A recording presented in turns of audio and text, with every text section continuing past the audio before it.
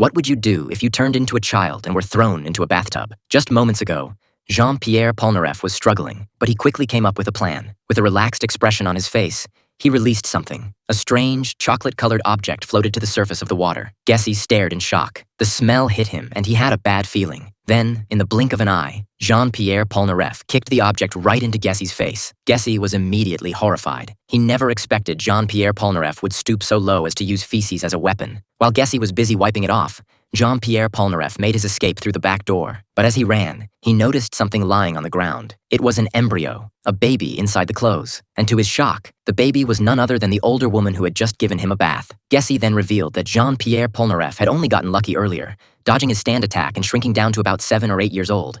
But this woman, who had been caught in the overlap of their stand powers for 2.5 seconds, had regressed all the way back to her fetal stage. Although the baby was still alive for now, without the mother's body, it wouldn't last long. Jean-Pierre Polnareff immediately grabbed the baby and ran for his life. But Gessie wasn't far behind. He activated his stand again, and before Jean-Pierre Polnareff knew it, it was too late. His body shrank once again, now a 3-year-old child. Panicked, Jean-Pierre Polnareff darted into a room, hoping to escape through the iron window. But the space was too small. He couldn't fit through. In a desperate moment, he summoned his stand, Silver Chariot. However, the tiny 3-year-old Silver Chariot wasn't even strong enough to form its sword. Meanwhile, Gessie was ready to break through the door. Jean-Pierre Polnareff was terrified. But when Gessie entered the room, Jean-Pierre Polnareff suddenly vanished. Gessie figured he must be hiding, but no matter where he searched, he couldn't find him. Frustrated, Gessie heard something coming from the fish tank. Suddenly, a goldfish disappeared, and that's when it hit him. Jean-Pierre Polnareff had been hiding in the tank, using the reflection in the mirror to block his view. Before Gessie could react, Silver Chariot's sword shot forward, piercing Gessie's nose. Now it was Jean-Pierre Polnareff's turn to strike back. A flurry of sword slashes tore through the air, and Gessie's face was shredded. Realizing he was outmatched,